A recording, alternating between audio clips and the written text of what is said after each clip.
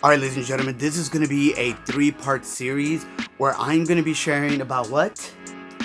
About me hitting 25 years here at Nike. And I want to share with you 3 things that I would love to see over 3 videos of overarching themes of what I have learned, what I have been challenged with, and how does that look like for you maybe if you've been navigating in a space of just career growth and being dedicated and being loyal, but more importantly also leveling up. So 25 years here at Nike has not just given me experience, it has allowed me to see the gifts that God has given me, gifts that I never thought I had, and I can't wait just to share a little bit over these next 3 videos, but this one being part number 1, let's go.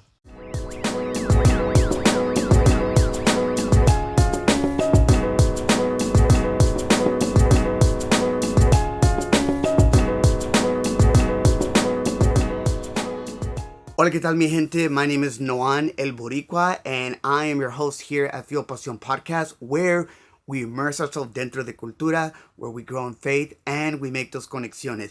As always, if this video just aligns with you, maybe it was a good impact, maybe you enjoyed it, I would love, hopefully you consider to like the video, subscribe, and maybe you can share it. So, on April 4th, 2026, I have completed 25 years here at Nike. It has been a whirlwind.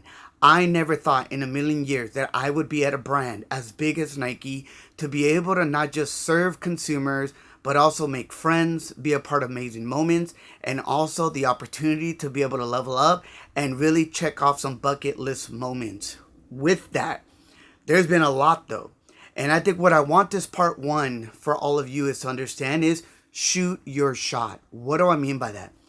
When I was 16 years old, I had the chance to be able to try out for the baseball team.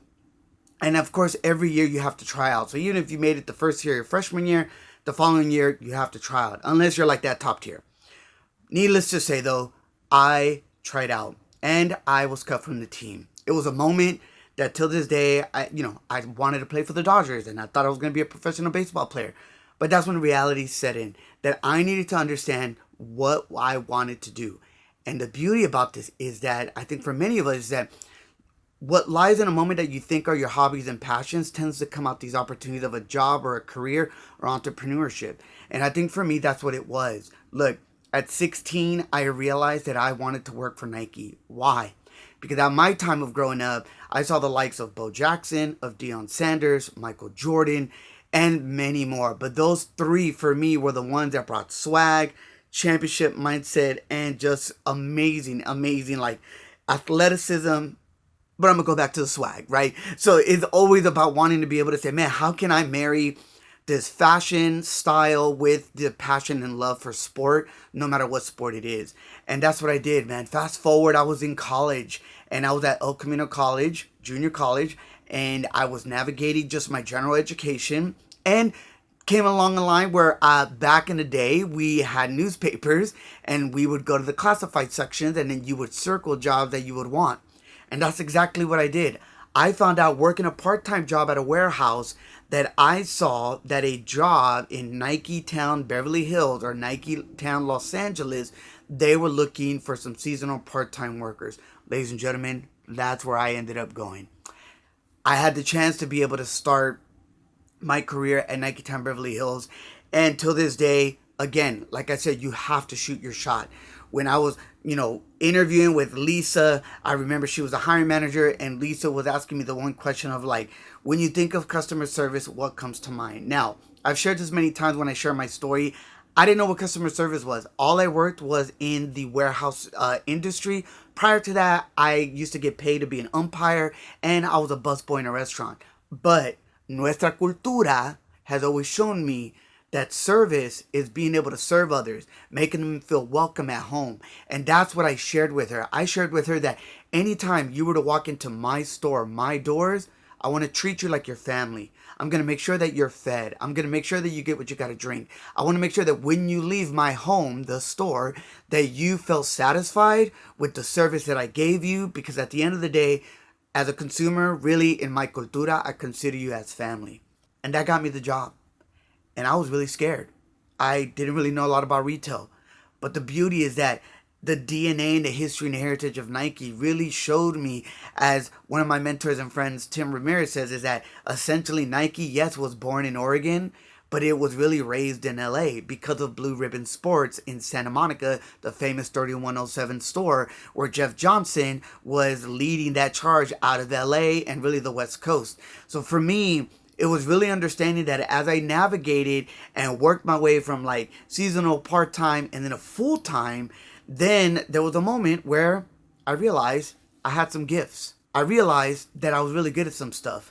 I realized that Nike was really allowing me to be able to flex into some areas that I never thought that I could. And look, imposter syndrome till this day is real for me. But in that moment, I realized that closed mouth don't get fed. So I decided to be able to put myself out there. I'm grateful because of the fact that I had people that really invested in my initial growth. And I think for me, in this first part video, I want you to realize that you never know what's at your hand until you really go for it. Don't hesitate. Look, I am grateful for the leaders that I've had because they've allowed me to really go out and just showcase things that I know how to do. But here's the thing, because the job doesn't define me. It allows me to refine the skills and gifts that God has given me, and at the same time be able to go back into the community that I serve and love, and to be able to elevate some things that I kind of saw myself doing at Nike. So as I engaged with consumers of all backgrounds, it allowed me to understand, like, I need to really read the audience, ask open-ended questions, get to know who's in front of me in order to learn how to serve them well in the community. And I'm grateful for that. I think that in this video, I want you to walk away with 3 things. Take your shot. You never know what's going to happen. But the second thing I want to tell you is you got to make sure you master the fundamentals. See, for me, going into the workplace in the first couple years at Nike, I needed to master the fundamentals. I needed to know what the day-to-day work looked like. How did I make sure to use the right resources and tools around me, but also get to know my people, get to know my teammates, who many of them became friends of mine. And the other 4th thing I would say is ask a lot of questions to your leaders. That was one of the things that I really made sure. And then the 3rd thing that I would like to close out in this video is that you apply what you learn. And for me, this is where it's going to get interesting, because it wasn't like life and work. For me, it almost started blending a little bit because of the fact that I realized who I was outside of Nike. I was like that everywhere. And I know that not for many, that's the case. I know many people know how to separate that. But I guess I come from a neighborhood where, like, I got to keep it real. I come from a neighborhood where, like, I want to make sure you know who I am authentically, who I am genuinely, and how relational I can be connected to you to be able to serve you to the best of my capacity. Here's the one thing I would tell you. Even if I didn't know how to do that, I would go and I would ask somebody, because there were moments that I realized I didn't know everything. But my teammates, again, in order to be great, surround yourself with greatness. They allowed me to understand and learn. Let me close this out with this story. When the World Cup was at Nike in 1998, we had the chance to be able to first sign Brazil, right? So everybody knows Brazil signed with Nike back in 1998, and it was huge news, right? The swoosh was officially out there. And at Nike Town Beverly Hills, we had the chance to be able to bring global football apparel and footwear into the store. Yo boy's Puerto Rican. I only know baseball, basketball, and football, American football. So when we got these silos of cleats, I remember that, man, I wish I had the book. I think I have the book. Hold on.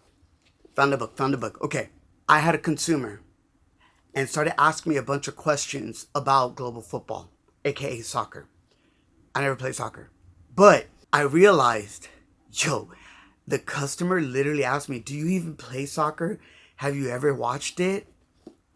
Never did. And the customer walked away.